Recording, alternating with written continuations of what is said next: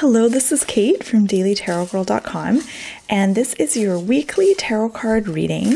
And for this week's reading, I'm using the Playful Heart Tarot.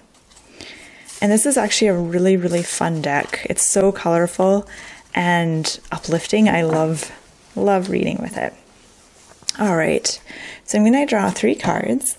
Now, my intention with this reading is to get kind of an overview of the week ahead and what kinds of opportunities are there for us, what the themes are, what the energy is like, just so we can get some creative ideas for the week ahead. All right, so let's begin with the first card. This card is going to represent the beginning of the week, so like Monday, Tuesday-ish. And here we have the Two of Wands.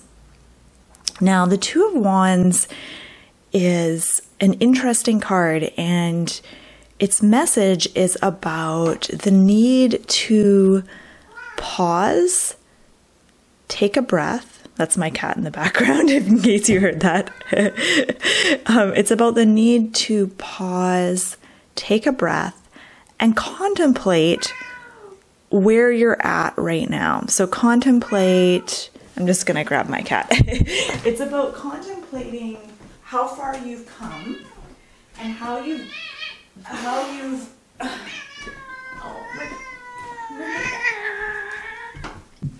my goodness, Merlina, did you guys hear that? She's so mad at me. I picked her up when she wanted to go out and she got really mad. She's really cranky right now because I've got a foster cat in my basement and she can smell the cat and she can hear her and she doesn't like it. So she's a little on edge right now. Here's Henry. He's like come to see what all the commotion's about. All right. Okay, so what was I saying? Remind me, where was I? Two of Wands. Okay. Two of Wands. So this is about really kind of acknowledging how far you've come and where it is that you're wanting to go. Like what do you want to direct your energy into next? What is the next project? What is the next direction that you want to go in? And this really requires you to be self-aware about where you're putting your energy right now. Because sometimes I think we funnel our attention and our energy and our time into things without really realizing it. For example, like I waste quite a bit of time sometimes when I go online to just check my email, then I'm on social media, then I'm on this, then I'm on that. And I'm like, all of a sudden 3 hours have gone by and I've kind of wasted it. So it's really about being kind of self-aware of what you're putting your energy into right now.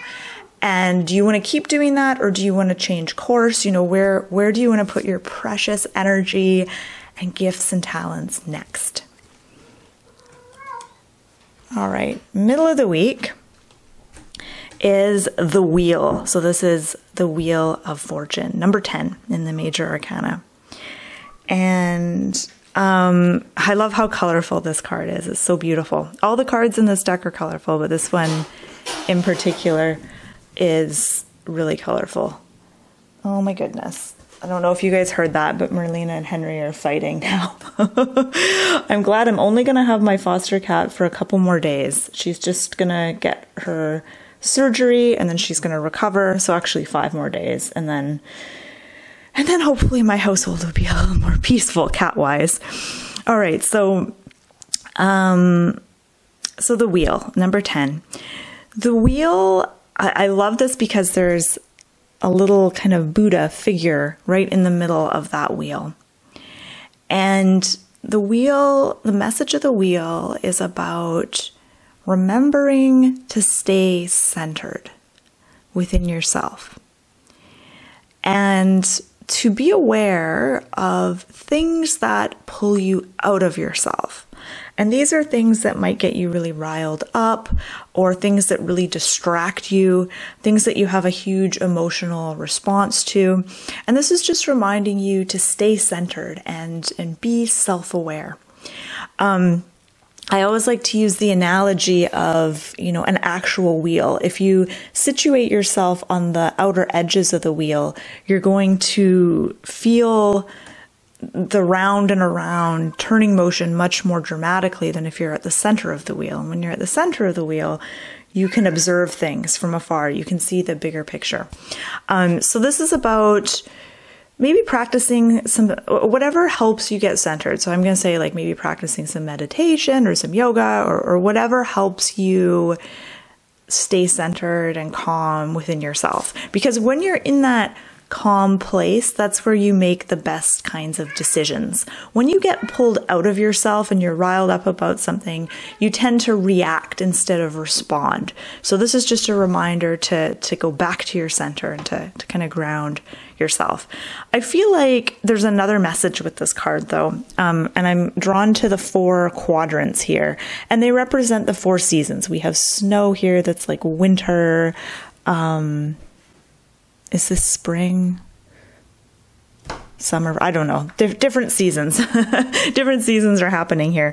And to me, this is all about...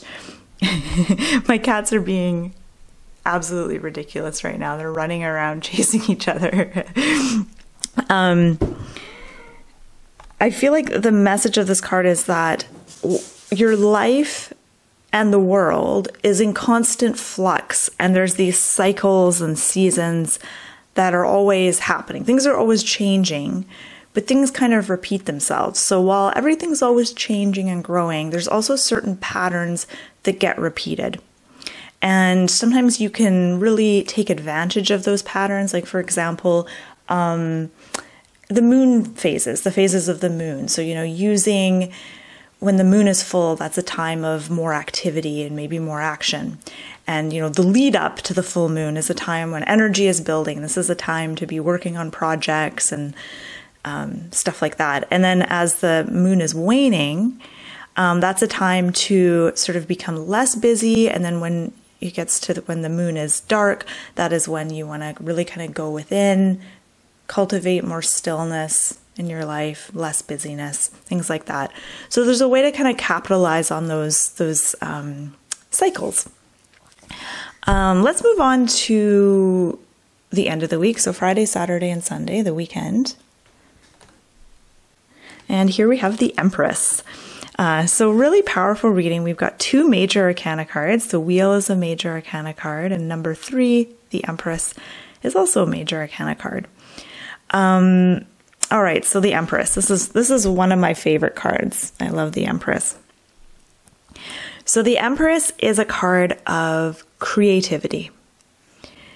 There's also almost like a laid back, relaxed, playful energy to this card. And I mean, the Empress, when you think about the Empress, she's confident. She's confident in her ability to create. She's also very good at nurturing. She has a nurturing kind of quality.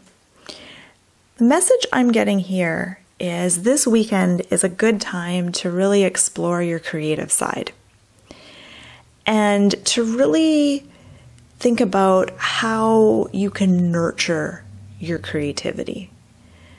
How can you nurture your creative spirit? Because it's not just about picking up a paintbrush or picking up a pen and doing some creative writing. We need to always be, or maybe not always, but we need to nurture that part of ourselves that is creative by doing things that, inspire us.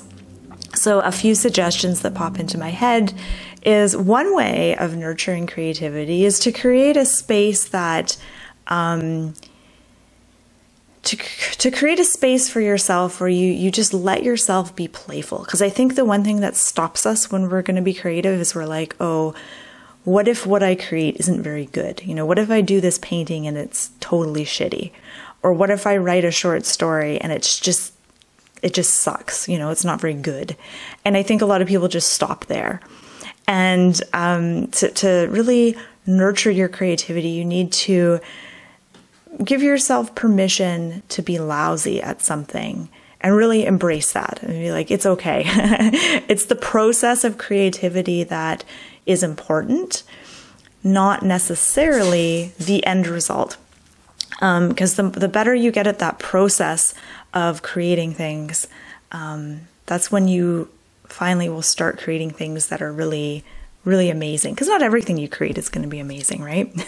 Most of it's probably just going to be kind of mediocre. But if you keep going, then, you know, there's a chance you can really create something wonderful. I think of all the paintings I've done, most of them are pretty crappy. But I've done a few really, really good ones that I hang on my walls and I enjoy. All right. Oh goodness, I've been talking for a long time. Okay, I'm just going to quickly look at all these cards and see if there's anything that's standing out. And I invite you to do the same. So have a look, see if there's any symbols that are really standing out to you. I'd say for me, the biggest symbol that I'm drawn to is this circle. It's this sort of rainbow colored circle, and that's what I'm drawn to. I feel like that's the most powerful symbol for the week. And I feel like there's almost a feeling of integration here, like integrating all aspects of yourself into your creative work this week. However that looks like for you. And that may be another way to really nurture your creativity, is to allow all parts of yourself to show up for the creative process. Yeah, okay. I'm just seeing if there's... I feel like the theme of the week is really... It's about energy and creativity, and getting clear on what you want to put your energy into this week, and then being able to kind of let go. You know, being able to center yourself, take a few deep breaths, but then being able to give yourself permission to just play around in the realm of creativity. And that's going to look a little bit different for everyone. So thank you so much for watching. I hope you've enjoyed this reading.